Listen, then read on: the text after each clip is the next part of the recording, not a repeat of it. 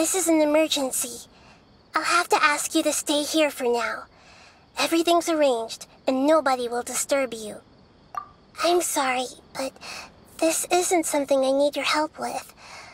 Leave this one to me. An emergency? How bad is it?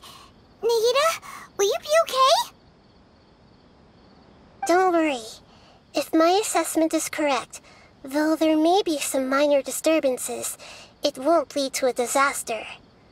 Please rest and recover your strength here until I say it's safe. Her voice has gone. Paimon can't shake the feeling that something really big has happened. What do you think the Balladeer meant? And why did he suddenly grab onto you before?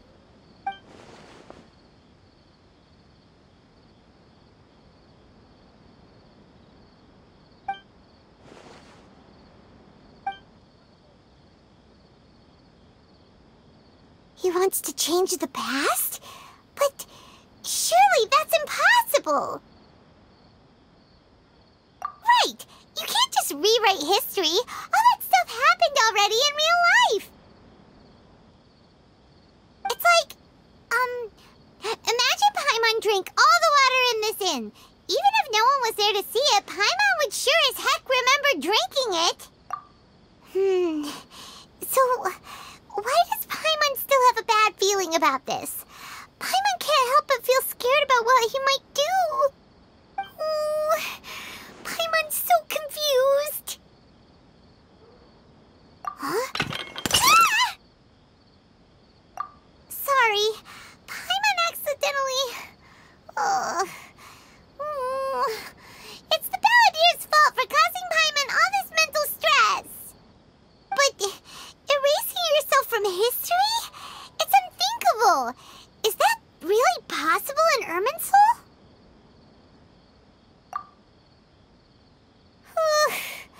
Uh-oh. Paimon's head is overheating from trying to understand what he's up to. And it's still not working. Ugh.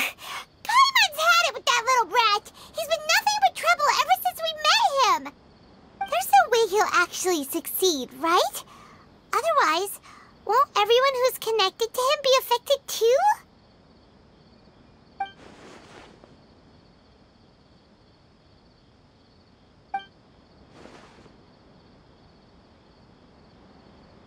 There's nothing we can do about it at this point. Hey, have you got any ideas on what we should do next? Seems like now there's nothing left for us to do but to go to sleep.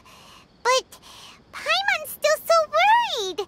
Paimon won't be able to sleep a wink tonight. So, how about,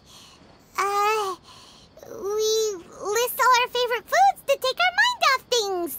Heck, if that doesn't work, Paimon's probably gonna collapse of anxiety here.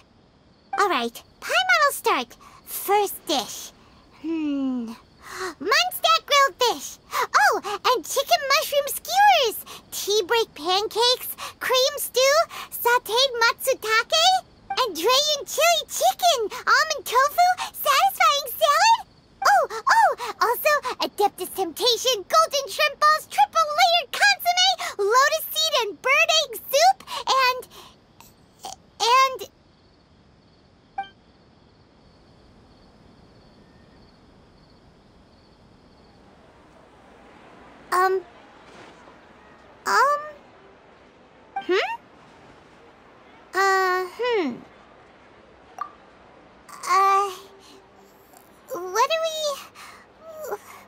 What was Paimon supposed to be doing just now? Paimon was, talking? Huh. Paimon suddenly can't remember what she was talking about. What was it again? The Balladeer? Is that a food too? Huh. Weird name, though.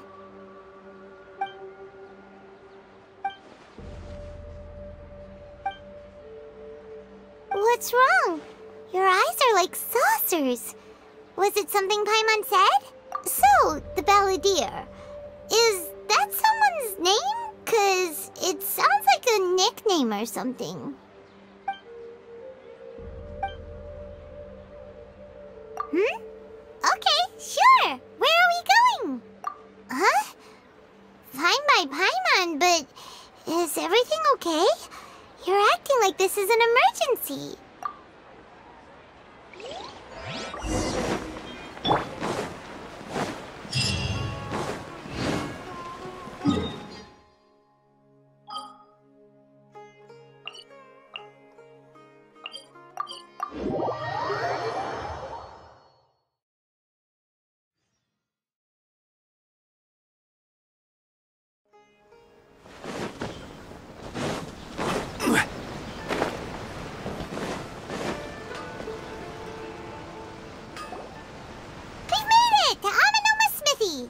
Ah, it's been a while. Of course. Go ahead. No. Now there's a question I wasn't expecting. Very well. I'll tell you what I know once more. The once renowned Raiden Gokuden, comprised of 5 branches. Amenoma, Futsu, Ishin, Hyakume, and Senju. The art of forging practiced by these 5 clans was first taught to them personally by the almighty Shogun. Over time, the 5 branches diverged from one another as generations of bladesmiths honed and perfected their craft until they became 5 distinct traditions. Most of the great swordsmith clans of old have since fallen into decline, and for a long time, only the Amenoma branch kept its art alive. But fortunately, Kaedehara Kazuha recently returned to Inazuma and took up the mantle of the Ishin art. Now, 2 clans remain of the original Gokuden 5. If my memory serves me right, you yourself were present when he forged the Ishin blade. Oh yeah, we were! Paimon remembers that now. We learned a bit about the decline of the Raiden Gokuden then, too. It seems like such a shame. That, my friends, is a tragic tale indeed. In fact, this was not made known to me for most of my life. All these years, I knew of those great clans' demise, but never the cause. Only recently, when the question was on my mind, did I ask Kaedehara Kazuha about this. He told me that, as we are both heirs to a branch of the Raiden Gokuden, it was right that I should know the truth. There is no harm in telling you, but I must warn you. It is a dark and sorrowful tale. The Raiden Gokuden were the targets of a murderous rampage by a vengeful bladesmith. Vengeful? Why? 400 years ago, so I'm told, there was a catastrophic malfunction in Tatarasuna's furnace. One brave swordsmith heard the commotion and chose not to flee, but he rushed to the scene, hoping to prevent a disaster. Tatarasuna was home to a state-of-the-art forging and smelting operation in that day, and overseeing it was the armory officer. His surname was Niwa, though he had family ties to the Kaedehara clan. Knowing that they had just one chance to save countless lives, Mr. Niwa and the swordsmith leaped together into the furnace. The furnace quickly stabilized, but neither of them made it out. The smith's death, though heroic, dealt a devastating blow to his family's fortunes. His orphaned son was left to fend for himself, and grew up deeply resentful at the world. In his heart, the whole of Inazuma was culpable in his tragedy. He hated the almighty Shogun for her apparent indifference towards his father's death, and he hated everyone who had done nothing to try and save him. Powerless and destitute, the only legacy he had to pass on to his children was his hatred. Generation after generation bore this grudge, living in utter misery. Alas, if only the story could have ended there. But 100 years ago, the then head of this family reached the end of his wits. He could bear their fate no longer, and yet he could do nothing to change it. Finally, he made a drastic decision to take revenge on the Raiden Gokuden. In doing so, he sought to vent his pent up anger and shake the very foundations of Inazuma's forging industry. In his fury, he murdered indiscriminately, killing even bladesmiths from the Hyakume clan which he belonged to. His goal was absolute, the devastation of all of the Raiden Gokuden. But when he came to the Kaedehara and Kamisato clans, his killing spree came to an abrupt end. He failed to catch them unawares. They fought back fiercely, and they did not spare his life. That is why the Kaedehara clan and their Ishin art survived that day.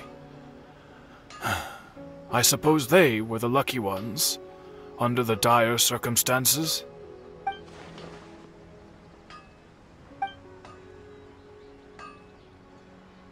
Was there anything else you wanted to ask? Kazuha? Why, yes. Just yesterday, in fact. We spoke for a while over some tea. He seemed well. My pleasure. Don't tell Paimon. There are other places you want to visit too, right? Your expression says it all. You can't hide anything from Paimon. On to the next stop. Lead the way, traveler. Paimon will be right behind you.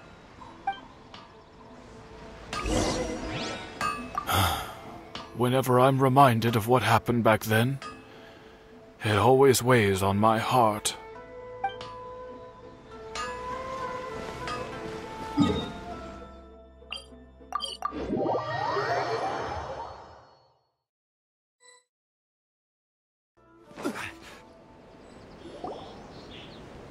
We're here! This is the Yashiro Commission's headquarters, so... Traveler! It's been a while. If you're looking for the Commissioner and Miss Kamisato, I'm afraid your timing is unfortunate. They're not here right now. Are they out on business? The Commissioner is out on business, and Miss Kamisato is standing in for some meetings in the Commissioner's place. If it's urgent, you're welcome to wait inside until they get back. What do you think? Shall we go in? If it were anyone else, I couldn't allow it. But seeing as you're so close with the Commissioner and Miss Kamisato, I think it should be okay. We'll be heading in then. Thanks! Hello, dears. Is there something you want to say? Of course, traveler. Yes, I know who you are. Miss Kamisato has told me about you. What would you like to know? Oh, they're both very well indeed.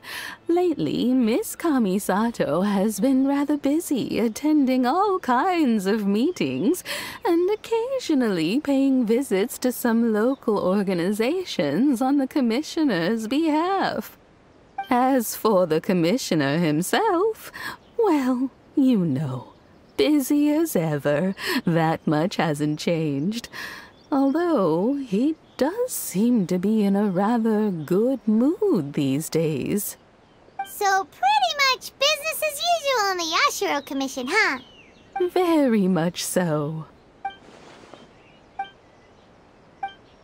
Well, got any more questions? You're very welcome.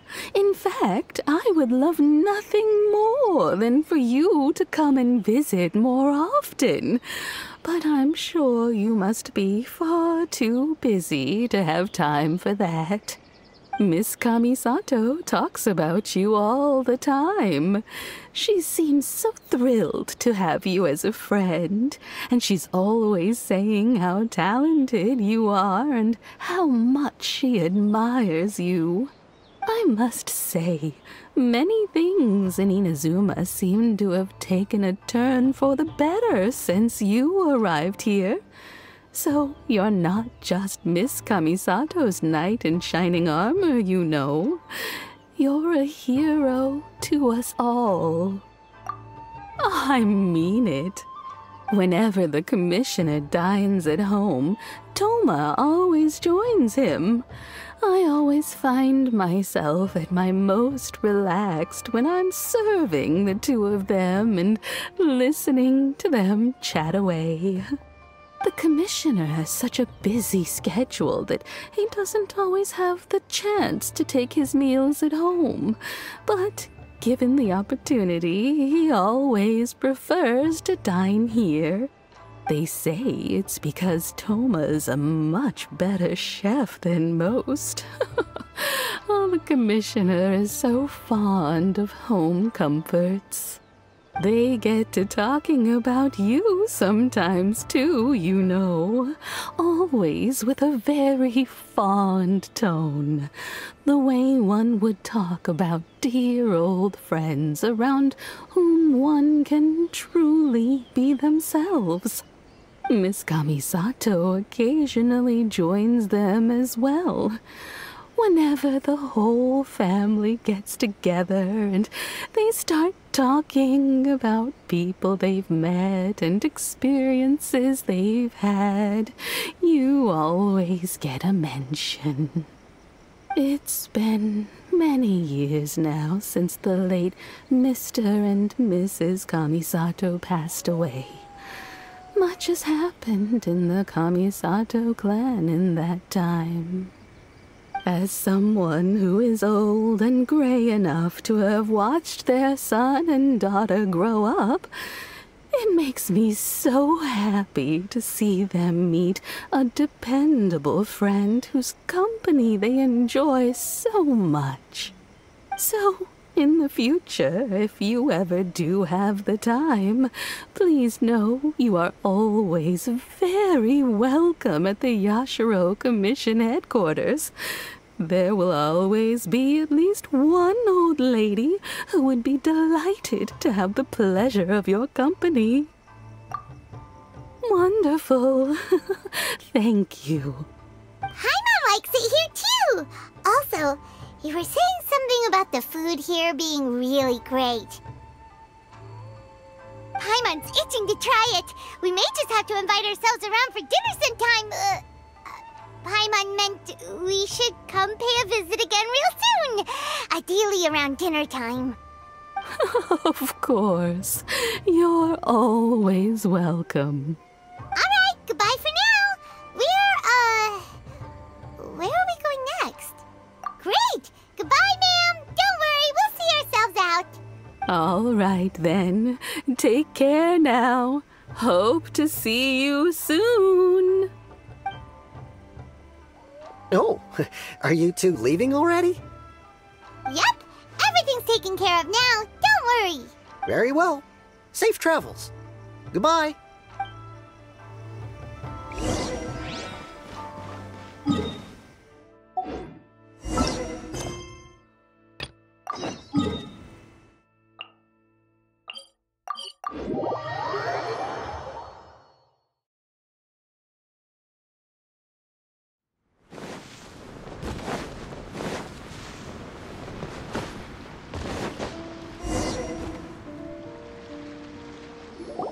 Well, here we are.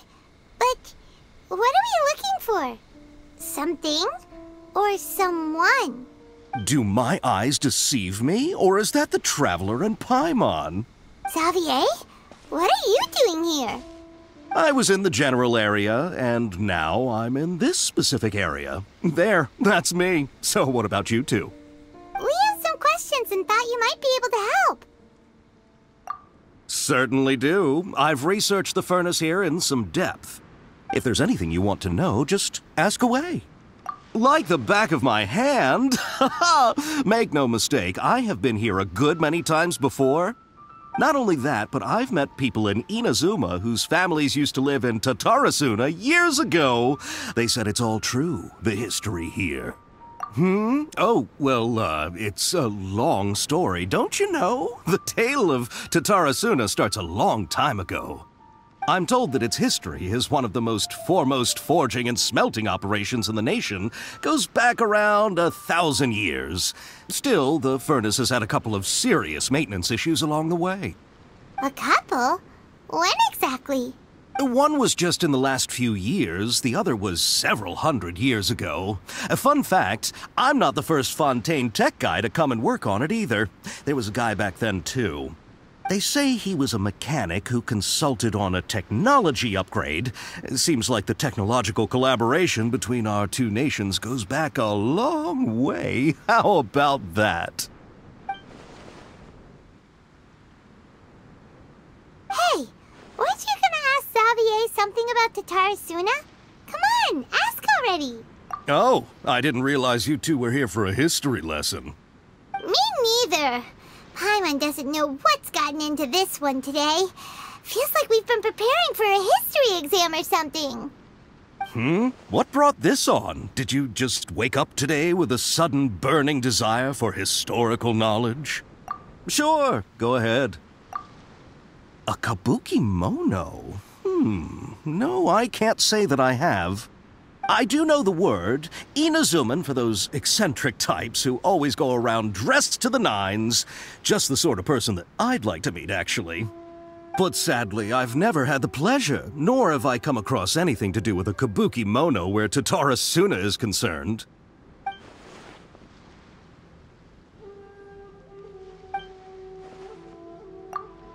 Of course! Don't mention it.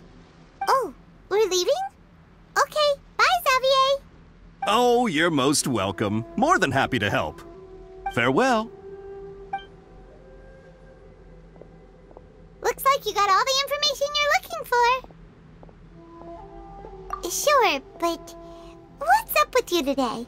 Whatever it is, it seems like it's really troubling you. Keep your smile, Spinal Crocodile. No matter what happens, Paimon will always be there for you. Come on, you gotta keep it together. Why don't you grab something to eat? You can't go facing life's challenges on an empty stomach. All right, let's head off and go meet Nahida.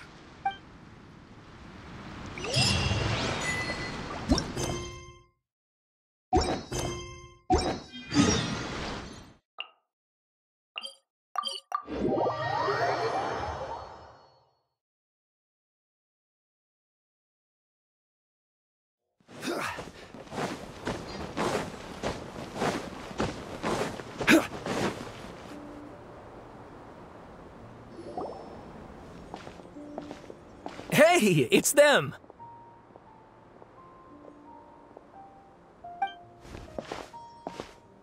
Akaba, Sawada, you're still here? Indeed we are. If you have a moment, we'd love for you to join us once more. We have time. What do you want to talk to us about? It's the same topic we discussed last time. Obviously. Still looking for more info about Tatarasuna, huh? Should we join them? Unfortunately, we haven't made any real progress. Huh? Oh, of course.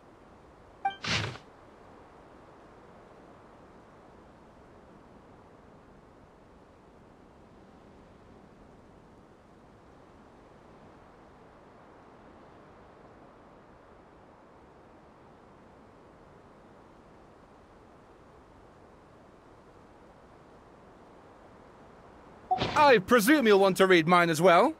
Here.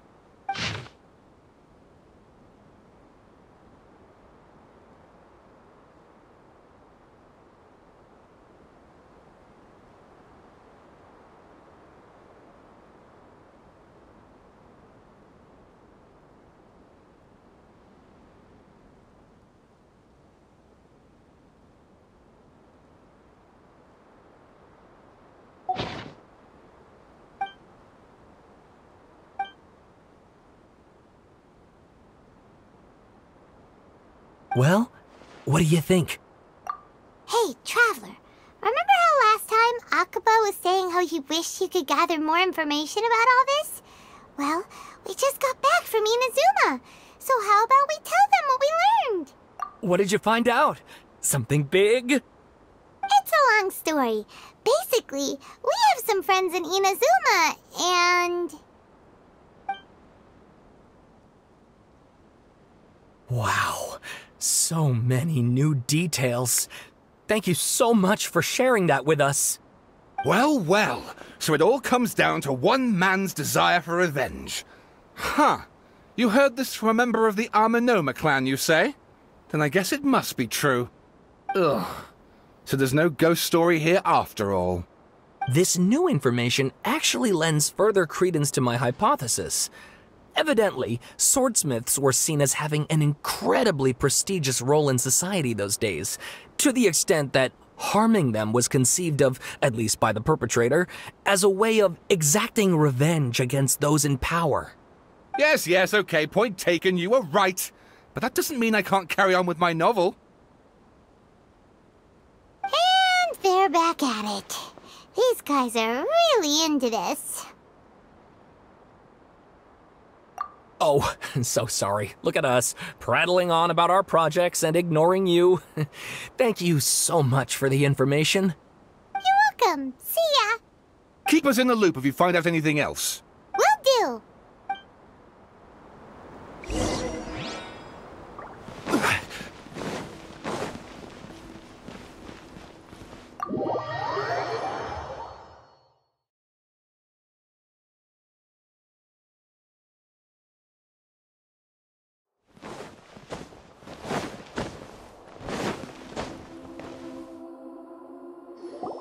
Nahida, we're here! Traveler, Paimon, how have you been? Ugh, where to start? Paimon hasn't had a moment's rest this whole time. That night, we ended up chatting and chatting until suddenly the sun was up. And then she decided she wanted to go to Inazuma. The Balladeer? It sounds like some kind of code name. You look troubled. Is there something you need to tell me? Traveler? Hey, what's wrong? You look so upset.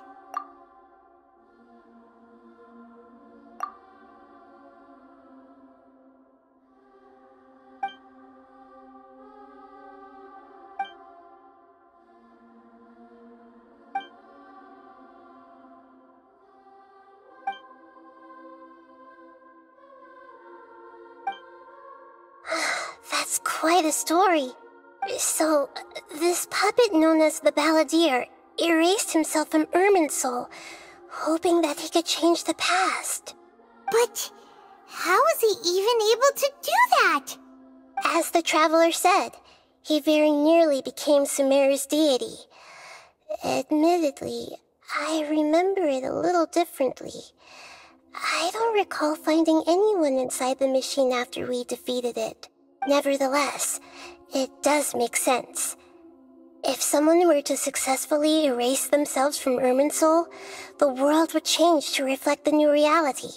So, you believe this person really existed, and we just don't remember him because...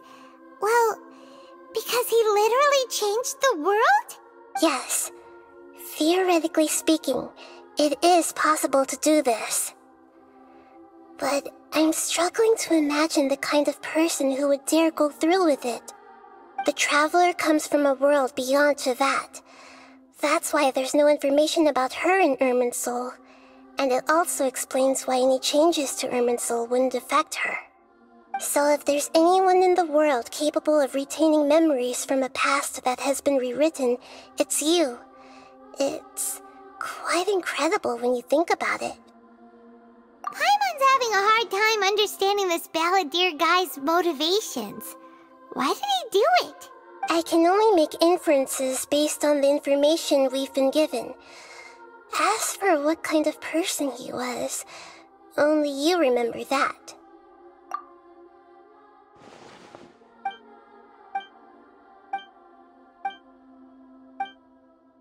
Something else worrying you? Something that you can't share? It couldn't change the fate of the ones who had died, right? Once the balladeer realized he hadn't been betrayed after all, it must have completely changed his view of the people of Tatarasuna. Now he saw them as friends again. He couldn't keep hating humans after that, and if he thought there was a chance he could save his old friends, it would be hard not to try. This story makes sense, every part of it. The balladeer tried to achieve godhood with the doctor's help. He was unsuccessful, but retained the power to connect with Irminsul. That power then enabled him to change what was recorded in Irminsul and erase himself, even though he didn't have much strength left. Yeah, it does make sense, but it still ended in tragedy for his friends. It just feels so hopeless. He gave everything to do this, but it seems like he got nothing in return.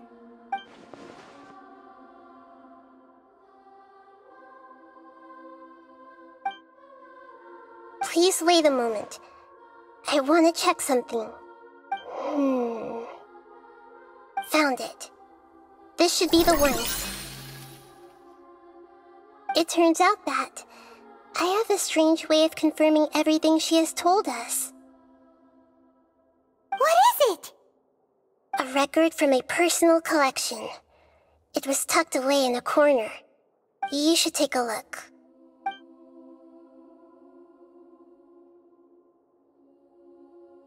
Is this a fairy tale? Who wrote it? I authored this record myself. Huh? You wrote a fairy tale that somehow has something to do with the balladeer? When combined with the traveler's narrative, it's clear that this story is an allegory. Everything in it is a symbol for something else. Hold on. So this record survived from the past? Yes. Any information about the balladeer or the kabukimono in other records will have been changed. But I wrote this story in a way that means it was left intact. Changing the information in Irminsul changes to that. But Irminsul can't change information that was well hidden in advance. I guess I must have written this story as a backup before the balladeer entered Irminsul. That's incredible!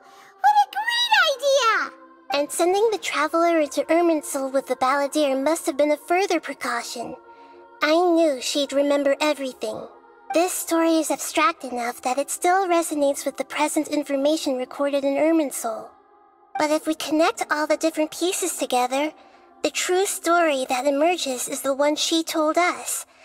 The now erased life of the balladeer.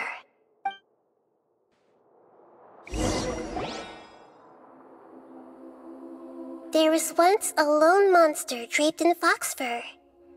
The monster found a family of foxes, joined them, and they became friends.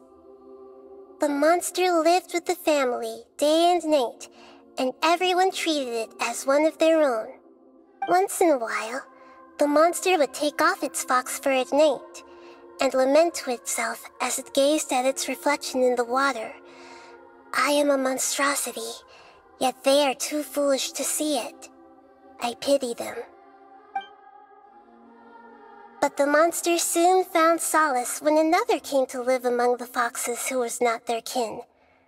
A kitten, carved from the wood of a white tree who had been abandoned by the humans. The kitten too wished to become a fox, but its tail was too slender and it could not grow a coat of richly colored fur. Yet when the other foxes saw this, they spoke words of comfort to the kitten. Even without a tail and fur like ours, you are still one of us. Furious at this happy resolution, the monster lit a fire on the mountain. The terrified animals panicked as the fire spread. The only way to extinguish the flames was to make a sacrifice. A gray fox stood up and addressed the monster. It said, "You are the cleverest among us. Surely you can help us find a way to solve this." The monster smiled, led the fox toward the fire, and murdered it. the gray fox's heart was turned into a beautiful drop of water, clear, spotless, and pure. The monster gave the heart of water to the kitten, telling him, "The foxes have decided. You are the one who must be sacrificed. Take this, quench the flames, and die for your fox kin." The fire was extinguished, but the kitten lived. It left that side of the mountain and found a little bird who had a broken wing. The two promised they would spend their whole lives together, but the little bird did not have long left to live. It passed away soon after. After burying the bird, the kitten left the mountain for good. Never again would it cherish a single creature nor a single blade of grass that stood on that mountain. The kitten spent the nights wandering aimlessly, gnashing its teeth at the moon. How it wished to swallow the moon and devour the moonlight. If the world could only return to darkness, then it would finally be peaceful and content. I will become the new moon, the answer to everything. Then, no one will know that there were once birds, foxes, and cats in this world. And no one can know that they were different.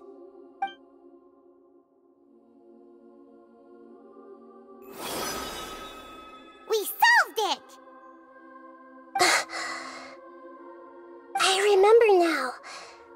This is not just the balladeer's story.